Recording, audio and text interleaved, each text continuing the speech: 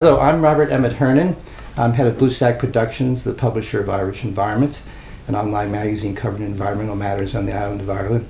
I'm here today at Trinity College in Dublin with Karen Dubsky from Coastwatch. Karen, you're very welcome. Thank you very much. Karen, could you tell, what's your position with Coastwatch? So I'm the international coordinator of Coastwatch.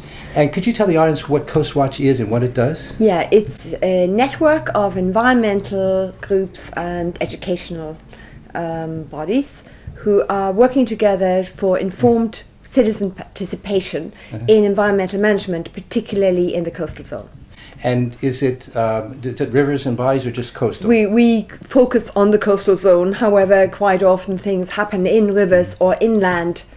And so we, while our Coastwatch survey, which we got our name from, we were called something else before, is in the coastal zone. When we do follow-up work, when we like or dislike something, it often brings us either to the political parties or to up the river to the source of the problem.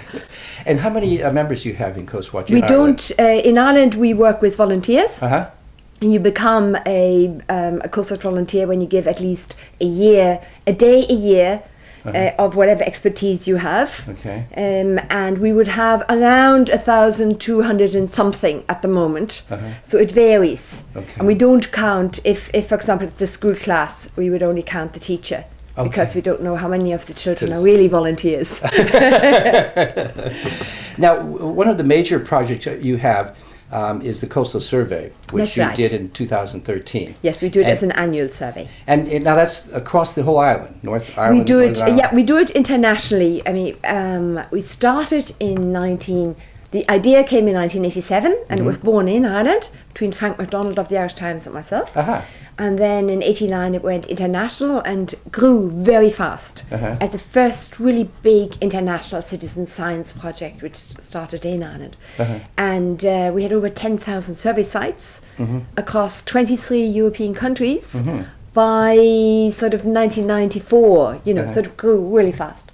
And then it started speciating, because what happens is when you do a coastal survey which generates a lot of data, people get interested, media get interested in a particular subset of that data. So while our idea, our philosophy was to inform people about everything happening in the coastal zone and do a basic eco audit of the shore, only the litter data was really reported. And I was starting to get increasingly not upset, but concerned that we were presenting a picture as though litter mattered and other things didn't.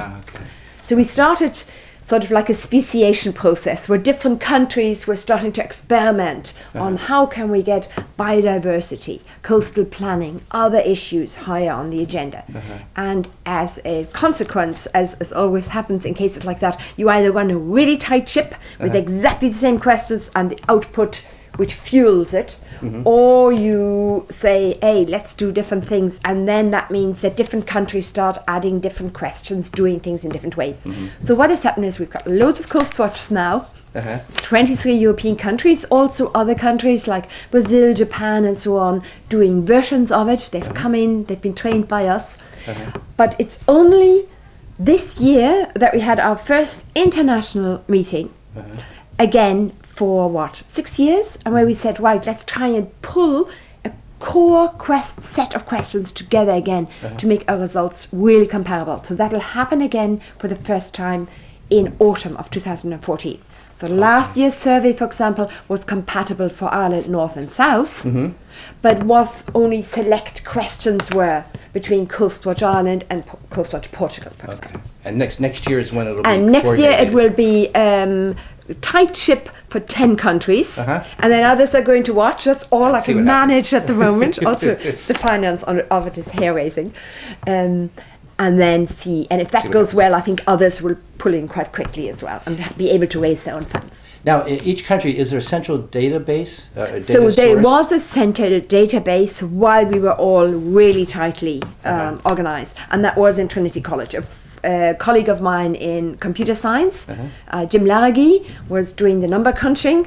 I was doing the getting people involved and the reporting. So that was the core team, and then there were others with us. It got EU funding for that process, for that purpose. and then Trinity very kindly hosted us. You have about 900 volunteers doing this survey this past year.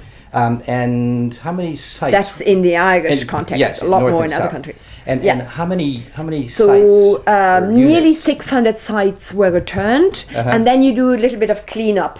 You know, if they're total outliers, you could have a kid who's having brilliant fun, so you double check, and you might even ring them. So you clean down the data. So we were left with 568 survey sites. And what is your sense of how representative that is of the coast around the whole island? Was it of 5 the or 10%? accessible coast, it is reasonably. I cannot say I would like to double that number to feel that it's really representative, but I think it is reasonably representative. Okay. Looking back at our old data, where we used to get sort of around 1,000. Okay. So that's what we're going back to. Okay. We did a lot of other projects, follow-up projects, and less emphasis on the survey. So now we're bringing it back nicely up again. So in 2012, we had only maybe 400 sites. Now this year, 568, and hopefully this autumn now in the Irish context, over 1,000. And what was the results from the survey? I know litter is obviously always a big issue, a big one. But there were others. But let's start with the litter. I mean, what were you finding in terms of the survey? We were finding that things which were bad in the past, or so maybe do it more structured, go from large to small to micro. So in the large waste, we saw, thankfully, a slight reduction. There's less big stuff being dumped than a few years ago. And that is really quite positive. What would be an example of a big stuff? Furniture? A sofa, a television, okay. and the content of your pantry, which has gone off since last year in the caravan. Then on the smaller items, we see that fishing waste is slightly increased over the years. Even though there are less fishermen around, but the waste has increased. Is now it the commercial materials, fishing? Is it commercial fishing? So it's both commercial fishing and angling. Angling litter appears to be more frequent now. However, we're asking the question slightly differently. So I'm not 100%. We're asking specifically look for lost line, which they may have ignored in the past, so you can never say for sure. But we are finding a lot of fishing and angling litter, and in areas where there's aquaculture, specific types of aquaculture litter. So there's like a fingerprint on the fishing litter. If there's mussel longline, for example, in Ireland, you would have the tendency to have these long plastic stockings for collecting the mussel spat. If you went to New Zealand, you wouldn't have that because your mussel stockings by law have to be cotton. So you can see patterns which are, when you look internationally as well, which are country and regions and sector specific. And what's the agricultural fingerprints that you The agricultural fingerprint is interesting. We used to have loads and loads of baler twine. Because the people made their hay and their straw and they had baler twine. Now most people have there's such a switch to silage that you see far more plastic big plastic sheeting than baler twine. Interesting thing is there is actually a deposit on return for silage plastics, but we're still finding quite a bit of it. And what's a lot of plastic, a lot of drink containers? And then coming to the items which we count. So these items we're just saying, okay, we're finding a lot of prevalence that it is in some quantity on the shore, widespread, over nearly 70% of the shores have some sort of fishing litter. When you come to the counted litter, plastic bottles beats everything else. There's a plastic bottle virtually everywhere. When you map it out, you can see the areas where around estuaries and towns, which are very high densities of consumer litter, particularly plastic bottles, cans. They would be the major items, and those items keep on being high. Now cans have gone down because they've changed the material use, plus there are less cans used in certain areas, but bottles are still way up. And if you compare that to other countries, where like Germany, where there's a deposit on return, or Austria or Denmark, the plastic bottle count is very low. Okay. So we might have, on average, in an urban area, over 30 bottles per 500 meters. Survey unit, they might have 2 or 1.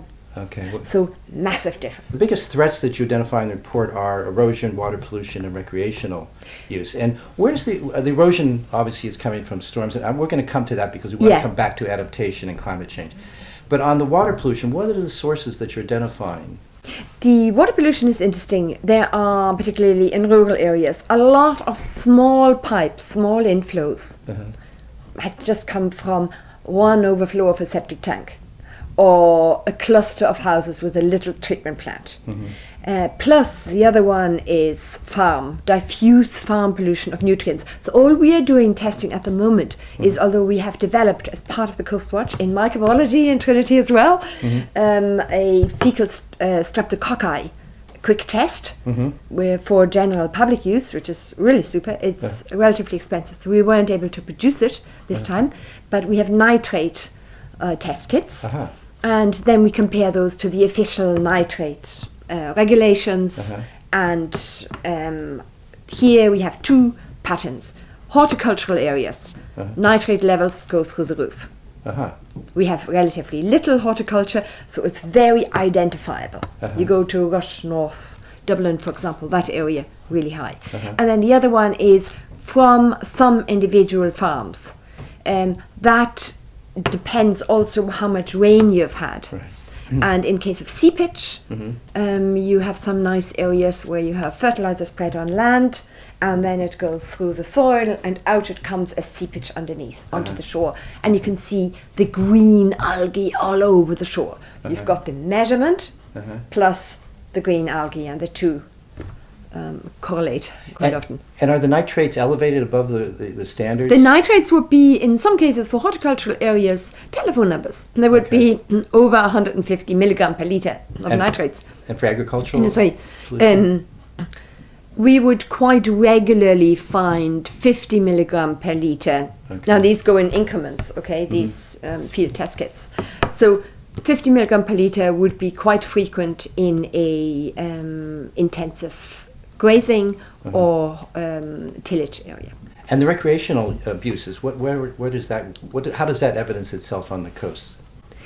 Recreational abuse is when you have either loads of people, each one going with their dog in a nature, like an important bird area, and each one thinks that it's the beautiful thing to see the dog chase the birds up, and they think, but it's only me. But actually it's Mr. 220 who's walked that beach.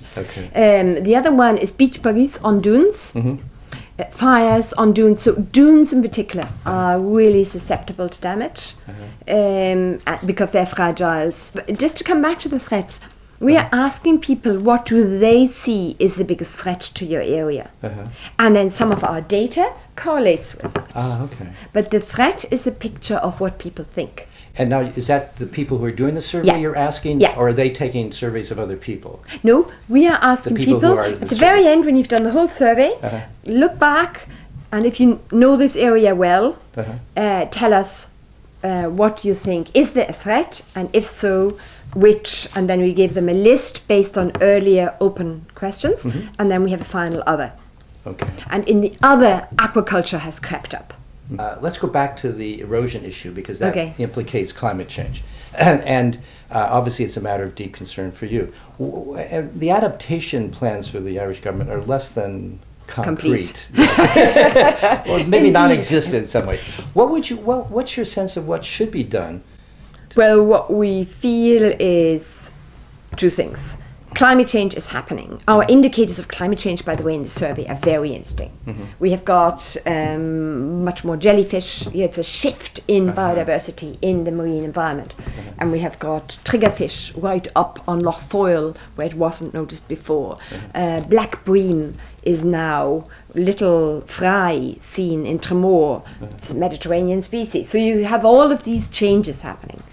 And snake-lock anemones, everything moving up. So that is definitely happening. We can see certain species on the shore moving up the shore.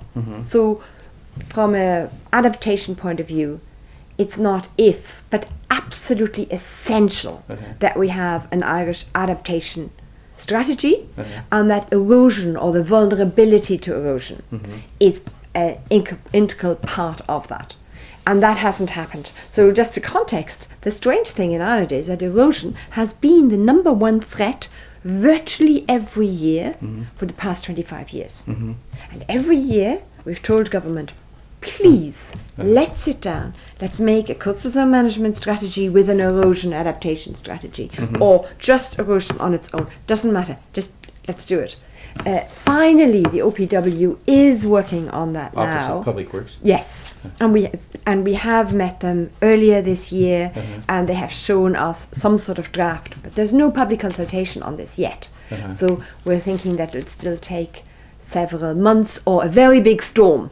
Because the problem is, remember, our results were done last autumn, and the big storms happened since then. And what happens is that everybody just looks at their own piece and screams, I have to do something now. And in many cases, yes, something should be done. But the setback, the planning to go backwards, to think of how, even for farmland, when farmers are just now saying, right, we're just going to do our own thing. So they're taking material, in some cases, construction demolition waste, and they're building these embankments around their low fields so that the fields don't get flooded. Now that brings extra waste issues. Yes. Because old tires don't necessarily stay where you put them. Yes. And there are many other issues. It's not just that everyone is waiting for government to do something. People take their own initiative, and those initiatives may not be the right ones. And be very counterproductive at times. Yeah. Listen, Karen, thank you for talking to us today. We appreciate it. Not at all.